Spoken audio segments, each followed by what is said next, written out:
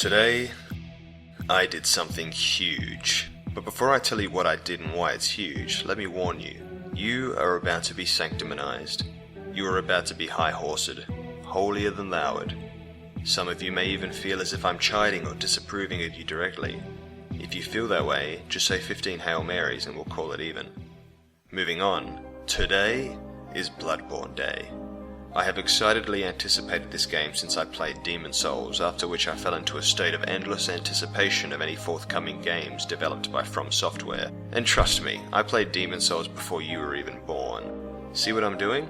I'm implying that my personal fandom is greater than yours on the basis that I have been a fan longer than you have been a fan. Allegedly. People do things like that. Waking up this morning, my immediate impulse was to get my hands on Bloodborne and play it as soon and as intensely as possible, which is a dangerous impulse to have when you should be working or, in my case, whittling away at your PhD. I mentioned that I'm undertaking a PhD candidature, allegedly, so that I might appear as if I'm speaking to you from a position of authority. People do things like that. Then I noticed that my urge to play was not born solely by my desire to experience Miyazaki's next masterpiece, but rather I was afraid that other fans might experience Bloodborne before me, that they might experience it better than me, and thereby earn the right to assert the superiority of their personal fandom over mine.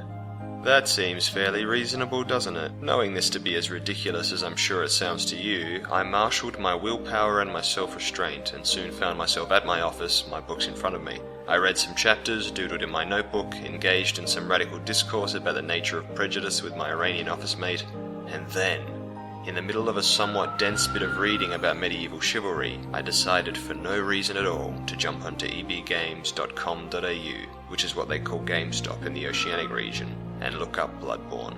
And there I saw that the Bloodborne Nightmare Edition, previously sold out, had become available once again. To understand the significance of this, we'll need a flashback. On the 11th of December 2014, the Bloodborne Collector's Editions and pre-order extras were revealed.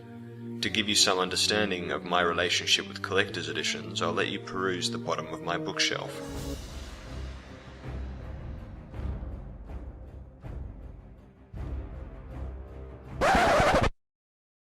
This is made all the more ridiculous by the fact I haven't even played Warlords of Draenor, and neither do I intend to. And yet when the Bloodborne Collector's Editions and pre-order extras were revealed, I had very recently become an advocate for boycotting pre-orders and Collector's Editions. Why? A bunch of reasons. The evil of the pre-order is easy enough to explain.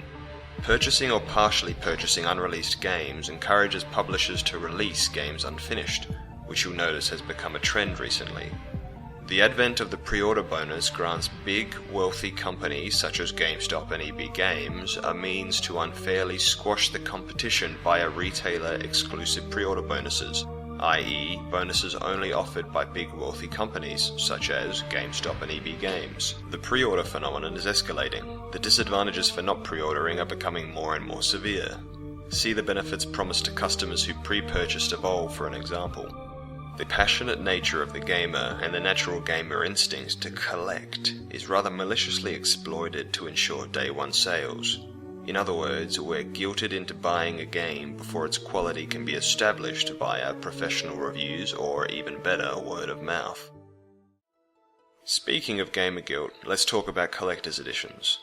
Collector's editions were once love letters from the developer behind an intellectual property to the fans of that intellectual property.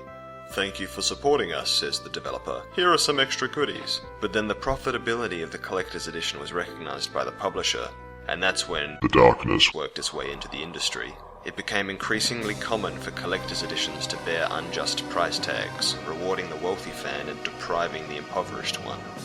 All of a sudden, games released under brand new intellectual properties were getting collector's editions too. Why did Destiny have even one collector's edition, let alone several? We couldn't even be fans of the franchise yet. Multiplayer games began granting players the opportunity to boast of their personal fandom to other players. The flaming helmet that accompanied the Halo Reach Legendary Edition is actually invisible to the person who bought it due to the game's first-person perspective. It exists for no other reason than to prove to others that you're willing to fork out more money for the game than they are. People do things like that. As I hinted earlier, gamers were invited to feel as if they were missing out if they didn't pay up, as if those with the collector's edition and the pre-order bonuses were somehow having a better experience than they were. At least this is the mindset of people like me, people who get suckered in. Is it obvious that this is a perversion of gamer passion, or am I crazy?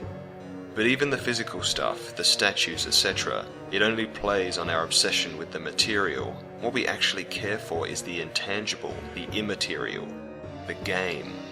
Both my Halo 3 and Halo Reach Legendary Editions exist in my car, next to the violin I never learned to play and the cheapest looking Halo tournament trophy of all time.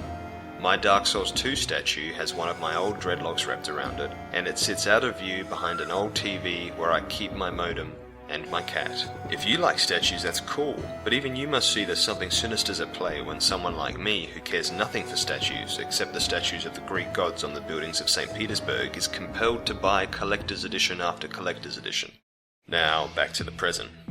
There it was. On the day of release, I could purchase the Bloodborne Nightmare Edition without even having to pre-order it. That means I'm only breaking one of my boycotts. And really, the Nightmare Edition is fairly inoffensive as far as collector's editions go, except for the price tag. There are certainly more egregious displays of corporate greed, but more than that, this particular collector's edition appeals to me for the physical stuff. I really like books, and I really like quills. And I don't really like bells unless it's that poem by Edgar Allan Poe, but I really like top hats. And yet, this is the most dramatic collector's edition we've yet seen from this developer. If I buy this one, what's the next one going to be like? And the next one? By supporting the permissible collector's editions, I worry that I'm also condoning the unforgivable ones. So I did something huge today. The guy with a Warlords of Draenor collector's edition he'll never play passed on a very attractive edition of the fourth in a series of games he esteems more than any other. After doing almost no more study, I'll admit, I went to Target, where Bloodborne is $30 Australian cheaper than it is at EB Games. And no, I didn't price match, because purchasing a price matched game at a more expensive retailer only helps to create a future in which the lower priced retailer no longer exists. I know, I'm like the Brita of the games industry. But if we surrender our individuality to form a faceless regime, how are we any better than them? You're the worst. Okay, she is just saying that to fit in. Anyway, I went to Target, which isn't exactly a home business, but, you know, baby steps, and I bought a standard edition of Bloodborne. And let me tell you, it looks pretty good up here on the moral high ground. Although it's hard to see anything past the light shining out my own arse. But it means that I can give you this, for your viewing pleasure, an unboxing of the standard edition of Bloodborne.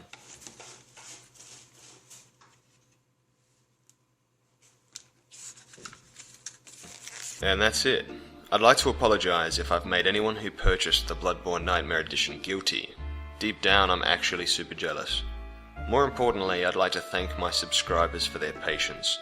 And please forgive the rushed nature of this video. I sat down to make it as soon as I got home from Target, and I really just want to play Bloodborne.